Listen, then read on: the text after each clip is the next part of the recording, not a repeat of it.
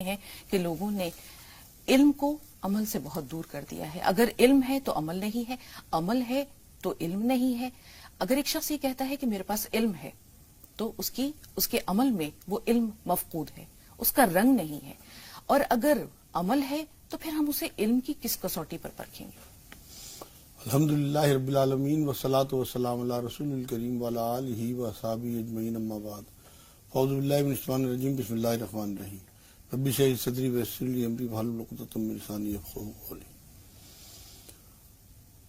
اصل میں موضوع واقعی بہت اچھا منتخب کیا آپ لوگوں نے، علم اور عمل. میں اس کی شروعات قرآن کی آیت سے کرتا ہوں جو پہلی وحی اتری ہے، اقرأ بسم ربک الذی خلق. شروع کرو پڑھائی اللہ کے نام سے. اصل علم ہی وہ ہے جو اللہ کے نام سے شروع ہو. بات یہ ہے کہ جاننا اور ماننا دونوں ضروری ہے. اگر آپ نہیں جانتے صرف مانتے ہیں تب بھی آپ مکمل نہیں ہیں، اور صرف آپ مانتے ہیں اور جانتے نہیں ہیں تب بھی آپ نامکمل ہیں. علم اور عمل دونوں کا بالکل ایسا ہی ساتھ ہے کہ بنا ایک دوسرے کے کام نہیں ہوتا. خالی علم حاصل کر کے اس پہ اگر عمل نہ کیا جائے تو ایسے لوگوں پہ تو عذاب کی وعید آئی ہے. اور صرف عمل کرتے رہے، علم حاصل نہ کریں، ایسے لوگوں کو گمراہ کہا گیا ہے. یہ قرآن کی آیتوں سے ثابت ہے. اصل بات یہ ہے کہ قرآن میں اللہ رب العزت نے سورہ فاطر ہے قرآن میں 35 نمبر سورت، اس کی 28 نمبر آیت میں یہ کہا ہے کہ اللہ سے علم والے ہی ڈرتے ہیں. مطلب اللہ کا تقوی اختیار کرنے کے لیے علم بہت ضروری ہے. پہلے جاننا پھر ماننا.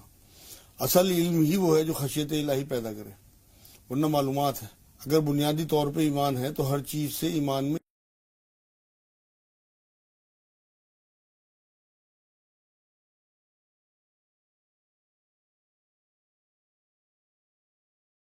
بارے میں یہ بات آتی ہے کہ اگر کوئی آزمائش بھی آتی تھی تو وہ اندر سے راضی ہوتے تھے کہ اللہ ہمارا اپنے وعدے کو پورا کر رہا ہے کہ وہ ہمیں آزمائے گا، جان کے، مال کے، مطلب پیسے کے، کسی بھی چیز کے نقصان سے کہ وہ آزمائے گا. اللہ کی عظمت، اس کا علم، اس کی قدرت، یہ سب چیزیں ان کی وجہ سے معرفت بڑھے گی. جتنی چیزیں ہمارے سامنے آتی جائیں گی علم کی وجہ سے ہمارے ایمان میں اضافہ کرتی جائیں گی. جو بھی ورنہ سب علم جتنا بھی ہے وہ فن ہے اگر اس پہ عمل نہیں ہے. آج تقریریں بہت ہیں، تحریریں بہت ہیں، مگر عمل غائب ہے. ہمیں دین ہو یا علم ہو سنایا جا رہا ہے، دکھایا نہیں جا رہا. دیکھیے ایک بار حضور اکرم صلی اللہ علیہ وسلم نے اپنے صحابہ سے یہ بات کہی تھی کہ تم لوگ جس دور سے گزر رہے ہو اس میں علماء بہت ہیں، خطیب بہت کم ہیں. اگر تم لوگ اس ٹائم دین کے 10ویں حصے کو بھی چھوڑو گے تو نجات نہیں پاؤ گے.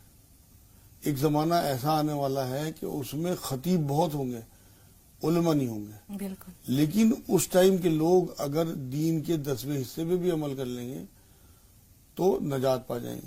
مقصد یہ نہیں ہے کہ اس ٹائم وہ دور آ گیا، ابھی تو وہ پتہ ہی نہیں ہے. تو رسول اللہ صلی اللہ علیہ وسلم کی ایک حدیث پاک میں سنائی ہے. اور آج ہم جس طرح سے دیکھ رہے ہیں واقعی خطیب بہت ہے. خطبے اتنے، حضور اکرم صلی اللہ علیہ وسلم کے زمانے میں تو حضور اکرم صلی اللہ علیہ وسلم خود خطاب کرتے تھے یا ایک دو اور صحابی کا نام آتا ہے جیسے مصعب بن عمیر ہیں یا عبداللہ بن زبیر، اس طرح کے لوگ 2-4 نام ایسے آتے ہیں جو خطاب کرتے تھے لوگوں سے. مگر بہت زیادہ خطیب، کیونکہ صحابہ اکرام تو حضور کو دیکھتے تھے تو علم سیکھتے رہتے تھے تو وہ علماء کے درجے میں تھے.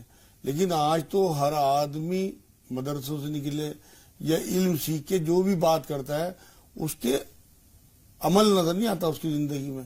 جبکہ ہمارا معاملہ یہ ہے کہ ہمیں وہی دکھانا چاہیے جو ہم اندر سے ہیں. ہمارے حلیے، ہمارے وضاقتہ تو ایسی ہے کہ واقعی ہم بڑے متقی پرہیزگار تقوی والے ہیں. اور جب ہمارا معاملہ کسی سے پڑتا ہے، جب ہمیں کبھی غصہ آ جاتا ہے، جب ہم اپنے گھروں میں ہوتے ہیں تو بالکل الگ ہوتا ہے معاملہ. علم اور عمل اگر ساتھ نہیں ہے تو علم آپ کو عذاب کی طرف لے کے جا رہا ہے، خالی علم. اگر اس میں آپ کے عمل نہیں ہے اور اگر صرف اور صرف آپ عمل کرتے جا رہے ہیں، آپ نے سیکھا ہی نہیں. ایک جملہ میں آج کہہ دوں ناظرین کے لیے کہ جو چیزیں ہمارے اوپر فرض ہیں ان چیزوں کا علم سیکھنا بھی فرض ہے، اور جو چیزیں ہمارے اوپر سنت ہیں ان چیزوں کا علم سیکھنا بھی سنت ہے. تبھی تو ہم صحیح طرح عمل کر پائیں گے. جو فرائض ہیں ان کا فرض سیکھنا، جب علم سیکھیں گے تو پھر انہیں اچھے طرح سے اسے اپلائی کریں گے. بالکل مجھا صاحب، ابھی آپ نے رسول پاک صلی اللہ علیہ وسلم کی مجلس کا جو نقشہ کھینچا، یہ کس طرح صحابہ اکرام کو یہ جستجو ہوتی تھی، ان کے اندر یہ ذوق تھا کہ وہ رسول اللہ صلی اللہ علیہ وسلم کی باتوں کو سنیں، ان ارشادات کو کہیں نوٹ کریں، اپنی زندگیوں میں اتاریں اور لوگوں تک پہنچائیں. رسول اللہ نے بھی فرمایا کہ بلغوا انی ولو آیا، کہ میری اگر ایک آیت بھی اگر تم تک پہنچے تو اسے لوگوں تک پہنچاؤ. ہم نے آج اس چیز کو بھی فراموش کر دیا ہے. ایک بات. دوسری بات یہ ہے کہ اس زمانے کا ذوق یہ تھا کہ صحابہ اکرام ایک دوسرے سے سبقت لے جاتے تھے. حضرت ابو ہریرہ ہوں، حضرت ابی بن کعب ہوں، حضرت عبداللہ بن مسعود ہوں، ان لوگوں نے خود کو وقف کر رکھا تھا رسول پاک صلی اللہ علیہ وسلم سے تعلیمات حاصل کرنے میں، لوگوں تک پہنچانے میں. حد تو یہ ہے کہ وہ لوگ بڑے بڑے صحابہ کی نکیر تک کرنے میں نہیں ہچکچاتے تھے. حق گوئی بے باکی کا یہ عالم تھا. آج ہمارے ہاں کیا ہے؟ مصلحت پسندی ہے، مصلحت کوشی ہے، ذاتی مفادات ہیں، اور وہ چیز جو حق گوئی ہے وہ بہت کم نظر آتی ہے لیکن کم ہے. ہم اس طرف بھی آئیں گے. ہم جب سورہ فاتحہ پڑھتے ہیں مجاز صاحب تو ہم دیکھتے ہیں کہ اس میں آخری جو آیات ہیں کہ صراط الذین انعمت علیہم غیر المغضوب علیہم ولا الضالین، تو یہ جو مغضوب ہے اور ضالین ہے، ان میں سابقہ امتوں کی طرف اشارہ ہے کیا؟ بالکل، بے شک آپ نے صحیح کہا. آپ یہ دیکھیں نا کہ اس ٹائم جو لوگ، ایک تو وہ طبقہ ہے جنہوں نے انکار کیا اور حکم عدولی کی، اور ایک جو طبقہ دوسرا جو آپ بتا رہی ہیں جو سورہ فاتحہ میں کہا گیا ہے، وہ گمراہ لوگ ہیں کہ وہ اتنا غلو کر گئے اپنے نبی کی محبت میں جو کہ وہ بے انتہا دین میں دور ہوتے چلے گئے، بلکہ نبی کو سب کچھ مان لیا. بات یہ ہے کہ ایک واقعہ میرے یاد آ رہا ہے کہ عادی بن حاتم تائی ایک صحابی ہیں رضی اللہ تعالیٰ عنہ. ایک بار جب وہ حضور سے ملنے آئے، ابھی ایمان میں نہیں آئے تھے، تو بات چیت ہو رہی تھی، تو حضور صلی اللہ علیہ وسلم نے کہا بھائی تم لوگ اپنے علماء دین کو معبود مانتے ہو؟ تو وہ بڑے چوکے کہ جی نہیں، ہم تو کبھی ان کی عبادت نہیں کرتے، کوئی اس طرح کا معاملہ نہیں ہے کہ ہم اپنے بڑوں کی اس طرح عبادت کریں. حضور صلی اللہ علیہ وسلم نے پھر ان سے سوال کیا کہ جس چیز کو وہ حرام قرار دے دیں اس چیز کو تم حرام مانتے ہو، جس چیز کو وہ حلال قرار دے دیں تم اسے حلال مانتے ہو؟ ایسا ہے کہ جی ہاں، کہ یہ معبود بنانا ہی ہے. جب تک آپ اللہ اور اس کے وقت کے رسول کی بات پوری طرح چھان بین کر کے نہ مان لو تو یہ معبود بنانا ہے. آج میں دیکھتا ہوں قرآن و حدیث اٹھانے کے لیے لوگ تیار نہیں ہیں. جو بڑوں نے کہہ دیا، بڑوں کی بات ماننی چاہیے مگر تحقیق کے ساتھ. اسے آپ یہ دیکھیں، پہلے ٹیلی کریں اسے آپ کہ اللہ اور اس کے رسول اس معاملے میں کیا کہہ رہے ہیں، تب اپنے بزرگوں کی کہہ دیا یہ جاتا ہے کہ کیا انہوں نے نہیں قرآن پڑھا. اصل بات یہ ہے کہ ہمیں پیروی کرنے کے لیے 63 سال کی زندگی اللہ نے رسول اکرم صلی اللہ علیہ وسلم کی دی ہے. ہمیں اس کے بعد اگر ان سے ملتی ہوئی چیزیں اپنے علماء دین میں ملیں تو بالکل انہیں فالو کریں. اور اگر کوئی چیز نہیں ملے، جو آپ بات کر رہے ہیں کہ جو ادنا درجے کے صحابی تھے وہ بھی انگلی اٹھا دیتے تھے بڑے صحابہ پہ. ایک بار حضور صلی اللہ علیہ وسلم جو ہیں ان سے پوچھا گیا بنی اسرائیل کے 2 شخص کے بارے میں کہ حضور ایک شخص تو وہ ہے جو فرض نمازیں پڑھنے کے بعد اپنی اور لوگوں کو اچھائی کی تلقین کرتا ہے، دین کے بارے میں بتاتا ہے اور لوگوں کی مطلب بھلائی کے معاملے میں سوچتا رہتا ہے. ایک شخص وہ ہے جو دن بھر روزے رکھتا ہے، رات بھر نمازیں پڑھتا ہے. ان میں دونوں میں فضیلت کس ہے؟ یہ بنی اسرائیل کے 2 لوگوں کا پوچھا گیا حضور سے. تو حضور صلی اللہ علیہ وسلم نے کہا کہ جو فرض نماز پڑھ کے لوگوں کو تلقین کرتا ہے اچھائی کی، اس کا درجہ دوسرے والے پہ ایسا ہے جیسے تم میں کوئی ادنا صحابی ہو، اس کا درجہ میرا ہے اس کے اوپر. اتنا بڑا فرق ہے کہ اگر آپ دین سیکھ کے لوگوں کو دین سکھاتے ہیں اور اپنا عمل دکھاتے ہیں. حضور صلی اللہ علیہ وسلم کے بارے میں بات آتی ہے کہ جمعہ کا خطبہ تھا یا کوئی سوال کر لے جب بولتے تھے. آپ یہ دیکھیں کہ جمعہ کا خطبہ کتنی دیر کا، یا تو کوئی شادی کا خطبہ ہوتا تھا یا جمعہ کا خطبہ. پورے ہفتے میں ایک 15-20 منٹ کا یہ خطبہ تھا، آدھا گھنٹہ آپ لگا لیں. باقی 6 دن اور 23.5 گھنٹے حضور صلی اللہ علیہ وسلم کے عمل دکھانے میں تھے. آج تو ہمارا سارا ٹائم جو ہے بولنے میں گزر رہا ہے، دکھانے کے لیے کوئی تیار ہی نہیں ہے کہ دین پریکٹس. جب تک دین پریکٹس میں نہیں آئے گا، جب تک علم پریکٹس میں نہیں آئے گا، آپ یقین کریں وہ بیکار ہے. یہ ایسا ہے جیسے تلوار آپ نے رکھ رکھی اور آپ اسے استعمال نہیں کر رہے، اس میں زنگ لگ گیا. یہاں مجاز صاحب جو واقعہ آپ نے بیان کیا اسی پہ یاد آ رہا ہے کہ ایک مرتبہ اللہ تعالیٰ نے حضرت جبرائیل کو حکم دیا ہے کہ جاؤ فلاں بستی پر عذاب نازل کرو. جی حضرت جبرائیل نے کہا کہ یا رسول اللہ، اس بستی میں تو ایک بہت عبادت گزار شخص ہے، دن اور رات اس کے مسلح پہ گزرتے ہیں، روزے کی حالت میں رہتا ہے، تہجد گزار ہے، اس پہ بھی اللہ نے کہا پہلے اسی پر عذاب نازل اسی کرو، بدبخت سے شروع کریں. اسی بدبخت سے شروع کرو، کیونکہ اس نے اپنے علم کو، اپنے عمل کو خود تک محدود کر لیا، نہ اس نے علم لوگوں تک پہنچایا اور نہ اپنے عمل سے ان کی زندگیوں کو بدلنے کی کوشش کی. تو عمل زندگیوں کو کس طرح بدلتا ہے. مجاز صاحب ایک چھوٹا سا واقعہ یاد آ رہا ہے کہ ایک خاتون مسجد نبوی میں نماز کے لیے جایا کرتی تھی. ایک دن دیکھا کہ ایک شخص جو ہے راستے میں کھڑا ہے اور مسلسل اس کو دیکھ رہا ہے. اس کے نظروں کے تیر اس عورت کو پریشان کرنے لگے. اس شخص کا یہ معمول تھا کہ وہ اسی طرح اس کا انتظار کیا کرتا اور ٹکٹکی باندھے اسے دیکھا کرتا تھا. اب یہ عورت جب بہت پریشان ہو گئی، زچ ہو گئی، تو اس نے کہا کہ کیا چاہتے ہو. اس نے کہا تمہیں چاہتا ہوں، تو تم کہو تو میں تمہارے لیے آسمان کے تارے توڑ کر لا سکتا ہوں. تو اس عورت نے کہا کہ مجھے آسمان کے تارے نہیں چاہیے، میری چھوٹی سی شرط ہے، اگر مان لو تو پھر جو تم کہو گے میں تمہاری شرط پوری کرنے کو تیار ہوں، تمہاری زوجیت میں آنے کے لیے تیار ہوں. تو اس نے کہا کہ کہو، میں مجنو بن سکتا ہوں، میں فرحاد بن سکتا ہوں، سب کچھ بن سکتا ہوں. اس نے کہا یہ سب کچھ نہیں چاہیے، بس 40 دن حضرت عمر فاروق کے پیچھے نماز پڑھ لو. تو اس شخص نے کہا کہ یہ کون سی بڑی بات ہے. خیر وہ نماز ادا کرنے لگا.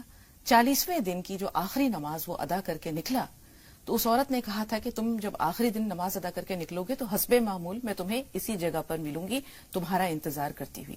تو جب 40ویں دن وہ نماز ادا کر کے نکلا تو وہ عورت وہاں کھڑی تھی تو کہنے لگی کہ میں حسب وعدہ یہاں حاضر ہوں، موجود ہوں.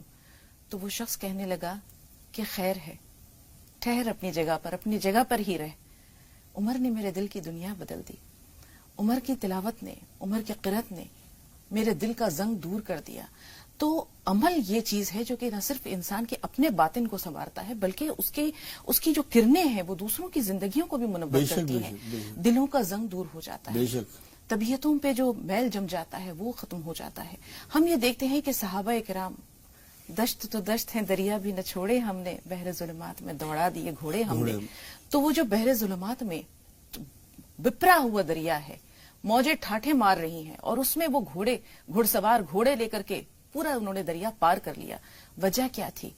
دلوں میں اللہ تعالیٰ کی محبت تھی، رسول کی اطاعت، اور قرآن پاک کی سورت تلاوت کرتے ہوئے پہلے شخص نے کلمہ پڑھا اور قرآن کی آیات جاری ہیں. پورا لشکر قرآن کی آیات پڑھ رہا ہے. صحابہ کرام تلواریں لے کر میدان جنگ میں جب کودتے تھے تو سورتیں تلاوت کیا کرتے تھے. وہ چلتے پھرتے قرآن تھے. اصل تو بات یہ ہے کہ قرآن پہ عمل کرنا. عمل جو ہے، اگر علم جو ہے نا اس پہ عمل نہیں ہے تو یہ سب گپے ہیں، بیکار. بالکل ایسا ہے جیسے آپ نے ڈرائیونگ سیکھ لی اور آپ کار نہیں چلا رہے تو وہ ختم ہے، بیکار علم ہے. اصل میں بات یہ ہے اللہ نے جو ہے ہمیں جو علم دیا ہے اس سے ہمیں یہ دنیا بھی اپنی سنوارنی ہے اور آخرت بھی. کائنات میں جتنی بھی پھیلی ہوئی چیزیں ہیں اللہ رب العزت نے انہیں مسخر کر دیا. قرآن یہ کہتا ہے اب علم کے ذریعے ہم نے انہیں سنوارنا ہے. کائنات اللہ رب العزت نے مسخر کر کے ہمیں دے دی. اب ہمیں اپنے علم سے اسے سنوار کے اللہ کو واپس کرنا ہے. کائنات کو اپنے علم و عمل سے خوبصورت بنانے کا نام ہی مطلب اس کائنات کی خوبصورتی ہے. یہ سمجھیں آپ کہ دین کی سمجھ اصل میں یہ ہے کہ جتنا علم ہمیں آئے اس پہ عمل شروع کر دیا جائے فوراً. یہ دین کی سمجھ ہے. حکمت جس کا ذکر حضور اکرم صلی اللہ علیہ وسلم کے لیے آیا ہے بار بار وہ یہی ہے کہ علم حاصل کریں اور اسے اپنی زندگی میں اپلائی کریں. یہ حکمت ہے. صحیح استعمال علم کا حکمت کہلاتا ہے. آپ یہ دیکھیں کہ ایک حدیث یہ ملتی ہے، حضور اکرم صلی اللہ علیہ وسلم نے بار یہ بات فرمائی کہ 5 سوالوں کے جواب دیے بنا کوئی آگے نہیں بڑھ سکتا. ان میں 5 سوال جو ہیں تو یہ کہ آپ کو جو عمر دی وہ کیسے گزاری، جوانی جو دی کیسے گزاری، اور اس میں ایک یہ بھی بات ہے کہ جو تمہیں علم پہنچا سب سے آخری بات یہی ہے. پھر کمائی کی بات ہے، کمائی کیسے کی ہے، کہاں خرچ کی، اور آخری بات جو ہے جتنا تمہیں علم دیا گیا اس پہ کتنا عمل کیا. آپ یہ دیکھیے کہ وہاں ہم کہاں کھڑے ہوں گے جب ہماری زندگیوں میں علم آئے. تو معلومات تو بہت ہے، اگر یہ ہمیں معلومات اللہ کی معرفت نہیں کراتی تو آپ یقین کریں سب بیکار ہے. آپ کائنات کا کتنا ہی علم حاصل کر لیں، اگر آپ کو معرفت نہیں ہے، اگر اللہ کی پہچان نہیں ہے تو یہ سب بیکار ہے. کیونکہ یہ معلومات، یہ علم آپ کا 63 سال حضور صلی اللہ علیہ وسلم بتا کے گئے ہیں. ہماری اپنی زندگی 60-70 سال کی، اس کے بعد کروڑوں اربوں خربوں سال کی زندگی. اگر اس علم سے آپ نے اللہ کی معرفت حاصل نہیں کی اور آپ اوپر تک نہیں گئے تو آپ یقین کریں کہ یہ علم ہمیں پھنسوا دے گا، عذاب کا مستحق بنا دے گا. اہل جنت سوال کریں گے دوزخیوں سے تو ان میں سے وہ یہی بتائیں گے نا کہ ہم نے علم تو حاصل کیا تھا لیکن ہم اس پر عمل کرنے والے یہ تو یہی قرآن ہے جو آپ کہہ رہی ہیں. اس میں تو ایک بار تو جنت کی طرف جاتے ہوئے لوگ دوزخیوں سے پوچھیں گے کہ بھائی تم یہاں تمہاری باتیں سن کے تو ہم جنت میں جا رہے ہیں کہ ہم صرف تمہیں بتایا کرتے تھے، خود نہیں عمل کرتے تھے. یہ بڑا سخت معاملہ ہے. مجاز صاحب اسی پوائنٹ پہ آ رہے ہیں، اور یہی ہماری گفتگو کا اب تک کی گفتگو کا حاصل یہ ہونا چاہیے کہ ہم یہاں سے کچھ سیکھ کر یا اپنا محاسبہ کر کے اٹھیں یا لوگوں تک کوئی پیغام پہنچا کر اٹھیں. یہ دیکھیے کہ صحابہ کرام نفاق سے ڈرا کرتے تھے. حضرت عمر فاروق، حضرت حذیفہ بن یمان کو رسول پاک صلی اللہ علیہ وسلم نے منافقین کے نام بتا دیے تھے. حضرت عمر فاروق ان سے کہتے تھے حذیفہ تمہاری بات مجھ تک ہی رہے گی، صرف اتنا بتا دو کہ منافقین کے جو نام رسول اللہ نے تمہیں بتائے تھے ان میں کہیں میرا نام تو نہیں ہے. وہ لوگ اپنے انجام سے، اپنے خاتمے سے ڈرا کرتے تھے کہ کہیں ہمارے عمل میں کوئی کوتاہی نہ رہ جائے. آج ہم دیکھتے ہیں، ہم انفرادی طور پر اپنی بات کرتے ہیں، ہم دوسرے کو نہیں کہہ رہے. انفرادی طور پر اگر ہم دیکھیں تو ہم نے اپنے علم کو اپنے گھروں میں، اپنی اولاد تک، اپنی اگلی نسلوں تک، اپنی زندگیوں تک، اپنے اعمال تک، اپنے عادات تک، اپنے اطوار تک اور اپنے گرد و پیش کے لوگوں تک کیا کس حد تک اتارا ہے؟ کیا ہم نے وہ ذمہ داری ادا کر دی جو رسول پاک صلی اللہ علیہ وسلم نے حجۃ الوداع کے موقع پر کہا تھا کہ میں نے پیغام تم تک پہنچا دیا، اب یہ جو دعوت اور تبلیغ ہے یا اللہ کے کلام کو یا اس پیغام کو لوگوں تک عام کرنا یہ تمہارا کام ہے. تو کیا ہم نے وہ پیغام آگے بڑھایا؟ اصل میں بات یہ ہے ہم اپنی اسی ذمہ داری سے تو ہٹ گئے جو حضور صلی اللہ علیہ وسلم ہمارے اوپر ذمہ داری ڈال کے گئے تھے. آپ یقین کریں ایک لفظ حضرت معاذ بن جبل کو حضور صلی اللہ علیہ وسلم نے یہ کہا تھا جب انہوں نے بتایا نا کہ کہیں کا گورنر بنا کے بھیجا جا رہا تھا کہ میں اس طرح فیصلے کروں گا، تو حضور نے کہا کہ پیغمبر کا پیغمبر صحیح راستے پہ ہے. تو ہم پیغمبر کے ایک دی ہوئی ذمہ داری کے پیغمبر ہیں. ہم اگر اس ذمہ داری کو پوری نہیں کرتے تو آپ یقین کریں سوال ہم سے تو ہوگا ہی ہوگا ضروری. سورہ صف میں 2 نمبر آیت میں اللہ رب العزت نے بات فرمائی ہے کہ وہ کہتے کیوں ہو جو کرتے نہیں. اللہ کو غضب دلانے والی بات ہے کہ ہم صرف اور صرف علم حاصل کرتے رہیں اور اسے اپنی زندگی میں نہ اتاریں. یہی تو نفاق ہے، یہی ہم نفاق کی طرف آ رہے ہیں. بالکل. اصل بات یہ ہے کہ مطلب مجاز صاحب آپ یہ دیکھیں کہ اگر ہم میں سے ہر شخص منافق ہے تو ہم کیسے کہیں کہ ہم مسلمان ہیں یا ہم اللہ سے مغفرت کے امیدوار ہیں یا ہم اللہ سے جنت کے دعوے دار ہیں یا ہم اس عذاب جہنم سے بری ہو سکتے ہیں اگر ہم منافق ہیں. جی منافق اصل میں اب تو منافق کا فیصلہ تو خیر اللہ اس کے رسول ہی کریں گے آخرت میں. ہم اتنا سخت لفظ تو نہیں استعمال کر سکتے. لوگوں ایمان ضعیف ہے اس ٹائم لوگوں کا. منافقت میں تو سب سے بڑا معاملہ بھی آتا ہے نا کہ اسلام کی جڑیں کھودتے تھے لوگ. لیکن جو حالات ہمارے ہیں جو حضور صلی اللہ علیہ وسلم اشارے دے کے گئے ہیں منافقت کے وہ ہم میں واقعی سب ملتی ہیں. لیکن ہم کسی کو فتویٰ نہیں دے سکتے اس بات کا کہ لوگ منافق ہیں. اصل بات یہ ہے کہ ہمیں تو بچنا ہے اور اس کا بہترین طریقہ وہی ہے کہ جتنا علم آپ کے اوپر اللہ اتارتا رہے، جتنی چیزیں آپ سیکھتے رہو انہیں عمل میں لاتے رہو تبھی وہ مثبت چیزیں ہیں. ایک تو عمل جو ہے نا وہ پازیٹیو چیز ہے، بدعمال نیگیٹو چیز ہے. ہمیں پازیٹیو کی طرف رہنا ہے. آپ یہ دیکھیں کہ ہمیں سارا کچھ پتا ہوتا ہے. لوگوں سے جب بات ہوتی ہے میرے پاس آنے والے لوگ کہ جی ہمیں تو یہ پتا ہے، ہمیں تو یہ پتا ہے. بھائی عمل میں کیوں نہیں ہے؟ اگر آپ کے عمل میں نہیں ہے 2 ہی گروہ ہیں قرآن جو بتاتا ہے، ایک تو اللہ کا گروہ اور ایک شیطان کا گروہ. جو لوگ عمل والے ہیں علم کے ساتھ ساتھ وہ اللہ سے ڈرنے والے خشیت الہی وہ عمل والے لوگ ہیں، وہ اللہ کے گروہ کے لوگ ہیں. اور جو عمل پیرا نہیں ہے اپنے علم پہ وہ شیطان کے گروہ کے لوگ ہیں. بالکل. جو انسان ہے اس کو ہمیشہ پر امید رہنا چاہیے، مسلمان کو پر امید رہنا چاہیے. اس کا دل خوف اور رجا کے درمیان ہو. ایک طرف وہ اپنا محاسبہ بھی کرے، اللہ کی رحمت کا امیدوار بھی ہو اور اپنے عمل میں اور اپنے عادات و اطوار میں یا اپنی عبادات میں وہ خلوص بھی پیدا کرے. ہر جگہ جہاں سے ملے علم و حکمت لے لے. حضور نے فرمایا کہ علم و حکمت مومن کی کھوئی ہوئی پونجی ہے، جہاں سے ملے اسے حاصل کر لو. بالکل. مجاز صاحب 2 کالرز ہیں انشاءاللہ آپ سے گفتگو کا